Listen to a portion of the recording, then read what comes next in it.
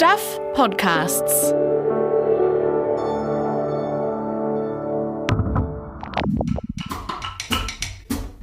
A warning, this podcast contains references to subjects and discussions that could be hard for some people to hear. Some episodes may also contain explicit language, so please take care. I have been around men who harm women before, and I have that feeling. I very strongly have that feeling, and I can see you're dismissing me, and I don't like it. But if nobody's going to listen to me, I'm just going to keep saying this, I guess.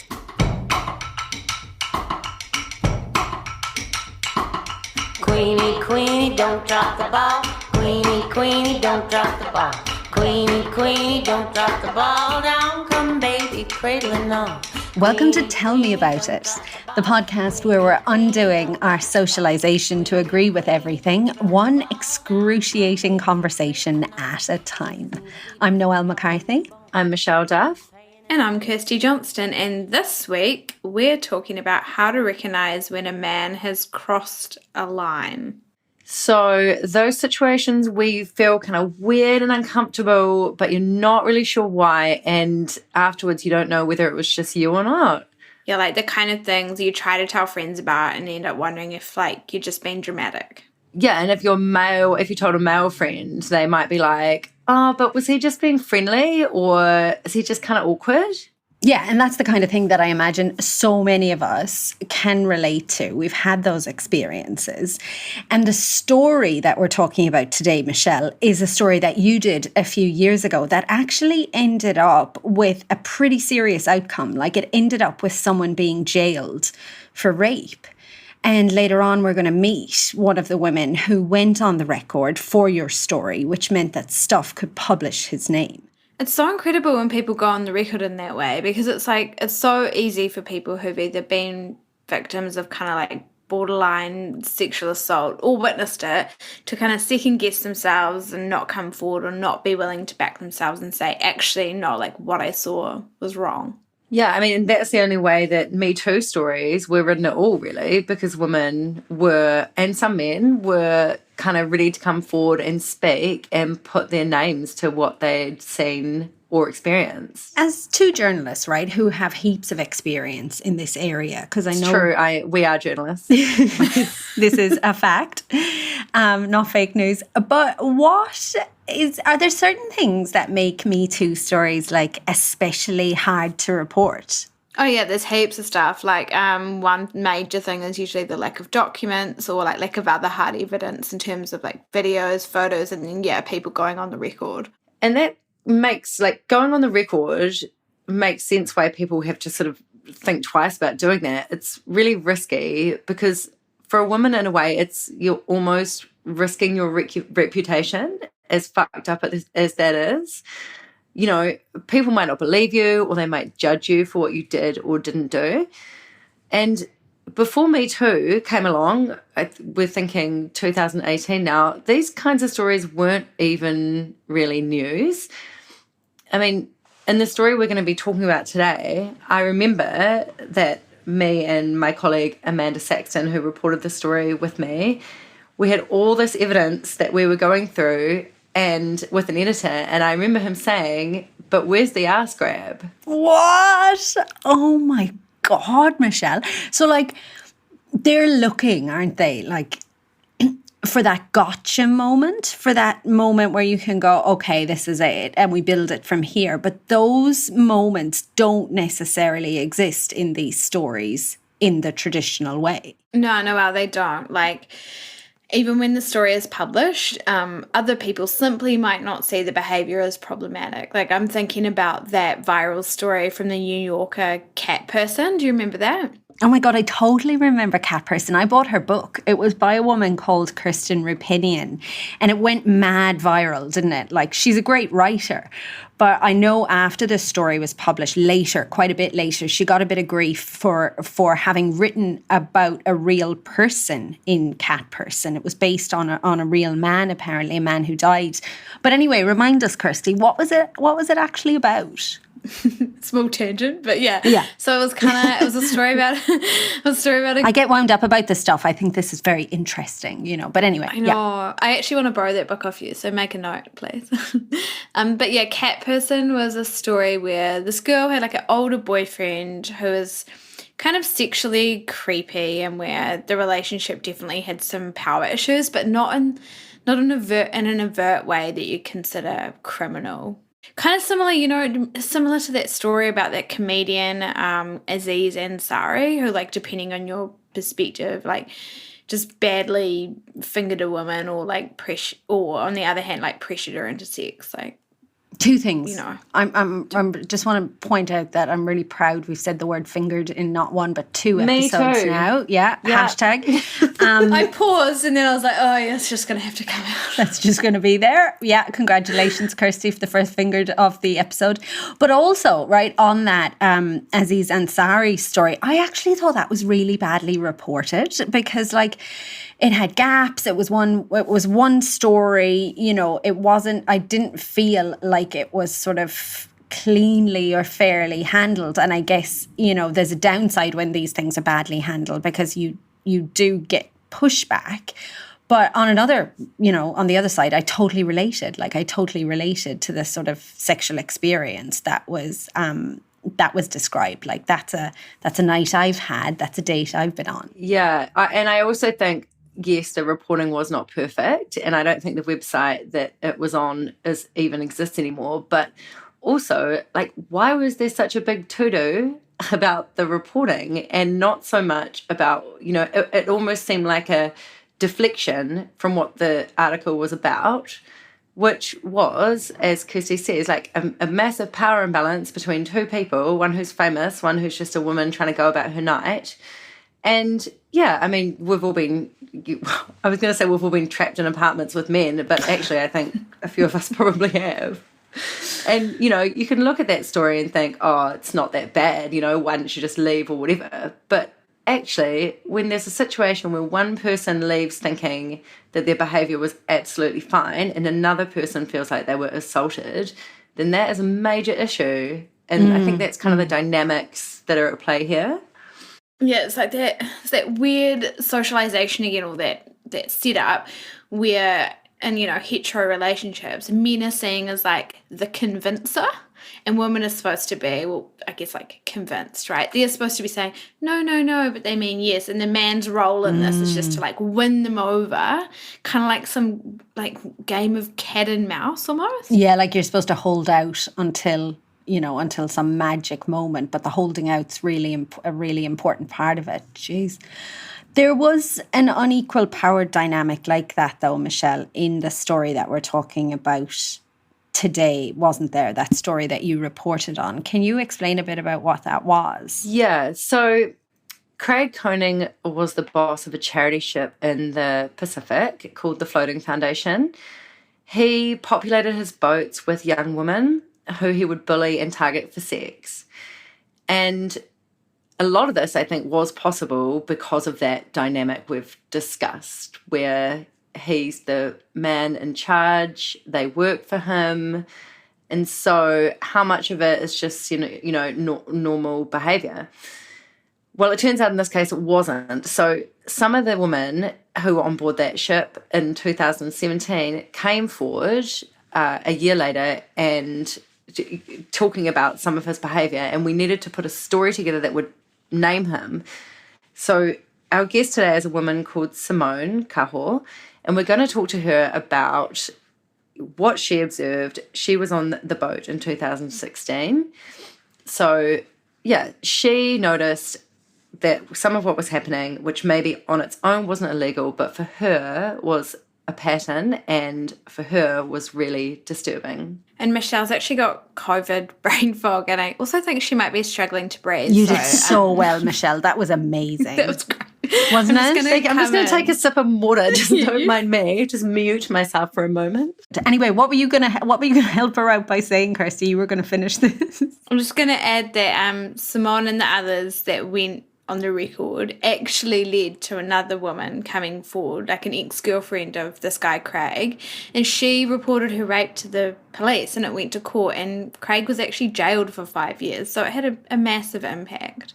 So I guess that's what we're looking at, isn't it? That continuum from behavior that makes you feel a bit weird, but, you're sometimes not sure where to put it. If you said it to someone, they might say, oh, you sure you're not being dramatic, blah, blah, blah, all the way to sort of red flags and behavior that actually is predatory and abusive. And that's what we're going to talk to Simone about.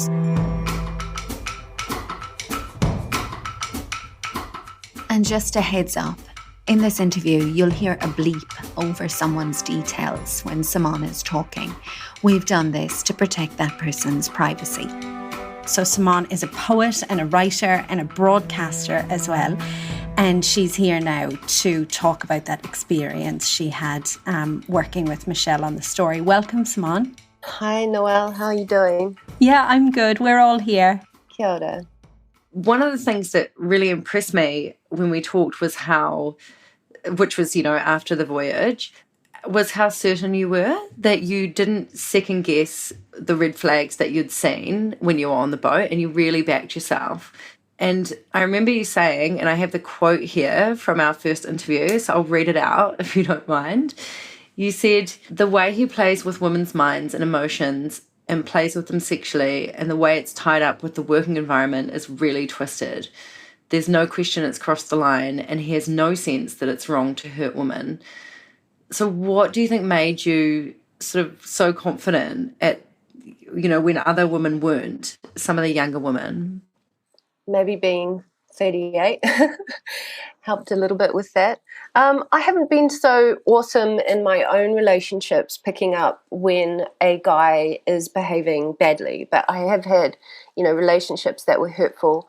And in retrospect, I'd see things and think, that really, it's a sort of a vibe. It's a vibe of like women should please me. It felt to me like something really dark was going on, and I was just looking for solid enough examples to justify the strength of the feeling that I had, because Craig was really excellent at being a confusing guy. Like, I remember there were a couple of times he stood up for me there was a friend that I went on the boat with who let me down, and she would kind of pick my brains a bit for work she was doing, and then she'd present it on as if it was her own, and he picked her up for it and said, I saw you talking to Simone, and it seems like, a lot of those ideas came from her. And, that's actually was a really good guy thing to do in my book, and I don't feel like I'm a person that comes across as really needing to be defended. Some people just read me as she's going to speak her mind, which is not always true. I easily can just feel like I'm being polite or not quite sure how to say things in a way that won't hurt a friendship. And he saw that and he spoke up for me. And then I looked at other behaviors of his and towards other people, not usually towards me. I feel like he never really picked on me. I feel like he had singled me out as somebody not to mess with. Simone, you said, when Michelle read that quote out from you, you said he plays with women like sexually. Was that part of the bullying, like he'd undermine them and then target them? Could you describe that dynamic for us? I don't know that the sexual undermining was, to me, that was already in play in his relationship with, and I just witnessed that he would have that undermining relationship with her, and then say, for instance, and I even find this a little bit uncomfortable to talk about, but they'd have really loud sex in the morning, and it's a shit, and it would be like kind of like banging the, like. Oh my God, because you're all so close together, right? Like everybody's at close quarters. Yeah, and it was almost felt like it was making a point type thing. You know what I mean? It just didn't feel, because on that first expedition, it was all women. And so he'd have that thing where he'd yell at her and she'd kind of soak up his she'd soak up his malaise. And part of the reason she didn't want to leave, she was like, I feel like I'm protecting you from him, and the sex is part of that. And I was like, please don't, please, please, please just look after yourself and go home. I'm begging you. How many of you were on the boat together? So in that first expedition, there was 5 of us, Craig and 4 women. How long did it last for? How long did the why can none of us say expedition? How long did the expedition? How long did the ship sailing last for? 2 weeks, but yeah, they were there for a little bit longer, like cleaning the ship up. So they were probably there for 3 weeks, but my friend and I joined them as the expeditions set up and departed, which was 2 weeks. And then there were 3 expeditions of 2 weeks. I remember just saying to people around maybe after the first week, just saying, look, I just feel like something's really wrong. And around this time it was, we're all strong women, and we all know he's being inappropriate in his bullying behavior. And it's just because of stress. Like we brought it up. We were like, it's not okay to talk to people like this. And, you need to stop. And if you want people to stay on your boat. And, then it goes into this whole drama of why he's like that and blah, blah, stress and blah, blah, cares so much about the expedition, which was all a bit of a red herring. But I just remember saying, I think it's more than that dynamic of bullying. I think something's really off, and people just not knowing kind of what. I felt like they just said, oh, you're just depressed, which is funny because I am. And I'm like, yes. But you're still right? As it turned out. Yeah, but I also think I'm right because I have been around men who harm women before, and I have that feeling. I very strongly have that feeling, and I said, I can see you're dismissing me, and I don't like it, but I don't know what else to do if nobody's going to listen to me. I'm just going to keep saying this, I guess. So then how did you feel later, like after the story came out and then, his ex-girlfriend came forward and accused him of rape? I mean, did you ever feel like coming forward would lead to something like that? Yeah, it was actually it was one of those things where I don't have a sense of I told you so in a good way at all. I have a sense of I told you so in a really sad, creepy way, because it felt so evident to me that it was something deeper and something I kept on wanting to feel for myself, like as a person, if he had some kind of a decent core or something, and that the behavior was just bad behavior.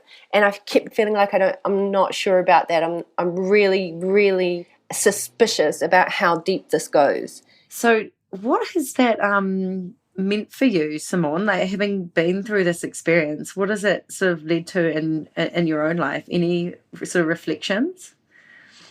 Yeah, I've personally had a really hard time. Like that ship voyage was the start of, I guess, an awakening of sorts, like just seeing so closely and in your face a man just treating women as if it didn't matter that they were harmed, and feeling deeply disturbed, but also like it's really hard to try and fight back against this sort of behavior that's not open, it's not overt, it's incredibly cunning and manipulative. The whole setup of that situation was just it was like a setup. You know what I mean? I mean, even that first voyage with 5 women on there, we were chatting in one of the times that Craig wasn't on the ship, and one of the women said, "Oh, he did try to get me in bed," and then another one said, "Yeah, me too." And another one said, "Yeah, me too." And I was the only one that I didn't feel that. But then looking back, there was actually a time where he had come around to my house, and I was like, "Oh yeah, you can see where I live. Come on down." And so he kind of came down, and then there was a funny moment where he was like, your bed looks really nice. And he just got in my bed. And I was like, awkward. I love how it takes hindsight for us to be like, oh yeah, no, that was problematic. The guy in my bed. Yeah. He was just in my bed, and I went and did the dishes. And I was like, it was so great. That's how you should deal with any strong emotion. Go and do the dishes. I was just like, I have no real response to, I don't know, whatever, you might be really tired. I like to sleep as well. Whatever, I don't know. I did feel a little bit that there was something attractive about him and something also equally unattractive to me. Do you know what I mean? There were times when he'd be spitting his spiels and he would be very blue-eyed, and it would just feel like, like that heightened thing. It would feel like epic in a moment, and that he's seeing you. I think it's really honest how you say, that mixture of attraction and repulsion, because I think that's something I can really relate to, and it's a real difficult thing, I think. It's hard to... Because you met him as well, you mean? No, just in general, like with people in my life. I think I've had situations like that in the past. You've met a version of him, maybe. I think, have you guys? I feel like I have. I've met someone who's, a few men especially, who push your boundaries, who just want to test all the time. And sometimes that's, there's nothing else to do but go and do the dishes because, how are you going to respond? Sometimes, we're not prepared for that. Looking back, I think the dishes was a really good move because I just didn't give him a chance to manipulate me. I just wasn't there. Exactly. Yeah, you weren't there. Looking back, I could feel like this kind of almost like a sleepiness descended on the room. I just remember his body language was like heavy and like, when he moved towards the bed and then he was like, oh. And I was like, yeah, could be quite tiring, being awake quite now. But yeah, I don't know.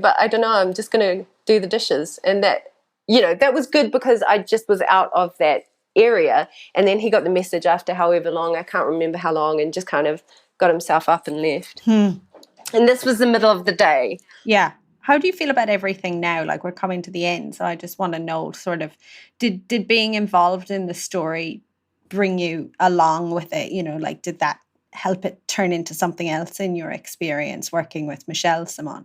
Yeah, it really did. I was so grateful not to be alone, and I was so grateful that he was stopped.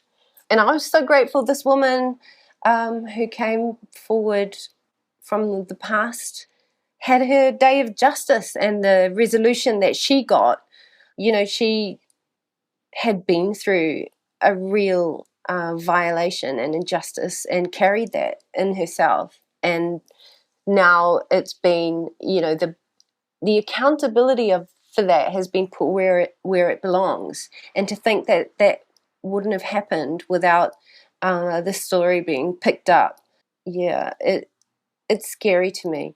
It doesn't bring me personally relief, as it were, because I feel like that feeling I got with the captain, that murky feeling, I get it around other men sometimes, and I got it in one particular work situation, and I really strongly got this feeling, and I tried to warn people who told other people who, the contract ended quite briefly, and even my therapist thought I was just being hypervigilant. But then 4 months later, the young woman I tried to warn got in touch with me, and there'd been a sexual assault from this man, and she was going through the complaint system at her work.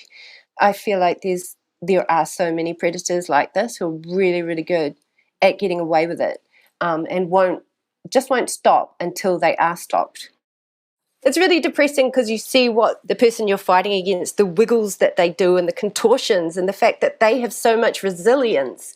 It's really horrible. And I want to thank you, Michelle in particular, but you, Kirsty, as well, and Noelle, for the work that you do, because it's so important that it becomes like second nature, that if something in your system says, hold on, it's so important to treasure that and to talk to other women about that, because there's such a strong chance that you're right and you're dealing with somebody who's like a professional predator. Well said.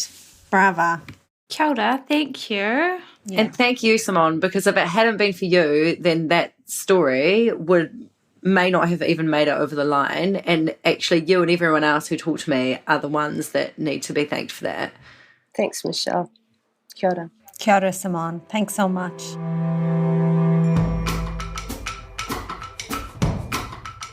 Simone Cahill. Oh my God, I feel that. I'm feeling that everywhere. What was that like for you, Michelle, listening back, you know, having collaborated and having Simone having been a source for your story? What do you think now? I mean, you just heard her. She's really just so sure of herself, what she witnessed. She's incredibly, sensitive and thoughtful. And for me, having her as a witness to all of his behaviours from that 2016 voyage was invaluable, actually. She's, and it was really allowed me to put some of the pieces together in a way that I wouldn't have without her. What did you two think? Oh, do you know what? I reckon it just shows the value, like, despite all the narratives we hear about, like, women being pitted against each other and it being a fight, that there is so much solidarity there, and, like, people will come forward for you, and it is important and it does benefit everyone. It made me feel 100%. really, although it was, like, awful to hear what happened, Yeah, I agree with you totally, Kirsty. I mean, it's that scarcity narrative, isn't it? That only one of us can be happy, can be okay, can have the job, can have the life, whatever it is. Like, I think it benefits all of us when a woman like Simone is brave enough to say, yeah, use my name, and then it starts from there. And it also shows how important the stories are, doesn't it? Because if you hadn't written that story, Michelle, like, he'd still be out there, right? He'd still be doing whatever he was doing on boats or on land or wherever. And I also think we need to mention as well his ex-girlfriend who did come forward and report the rape, Amy Coronax, who after the trial applied to get her name suppression lifted so that she could talk to us and tell her story. And, she was really clear that she had nothing to be ashamed of, and she wanted to speak out, and be named in public because, he was the one that should be ashamed. And it's people like Simone and it's people like Amy, and, they're the ones that are going to change things, that are going to push things forward so that it becomes normal and it becomes something that we can all, talk about and talk, through, I think. And I also want to give a huge shout out on behalf of all of us to our amazing Me Too editor at Duff, Ali Moore, who has basically spearheaded this movement in New Zealand and been a lightning rod for people to come and share their stories. So thank you so much, Ali, for everything that you do. Absolutely. Well said. That's us. That's us for the week. That was a long one. It was worthwhile being a long one. We will be back next week with another episode. Ka kite. And hopefully Michelle will be over her COVID, so everybody pray for her. I'm going to go have a lie down. Probably best. Bye. See ya. Bye. Queenie, Queenie, don't drop the ball. Queenie, Queenie, don't drop the ball. Tell Me About It is made for Stuff by Bird of Paradise Productions. It was produced by me, Noelle McCarthy, and written by me, Kirsty Johnston, and Michelle Duff. Our script supervisor is Eugene Bingham, and thanks to Janine Fenwick and Eugene for editorial oversight. Mixed by Mark Chesterman.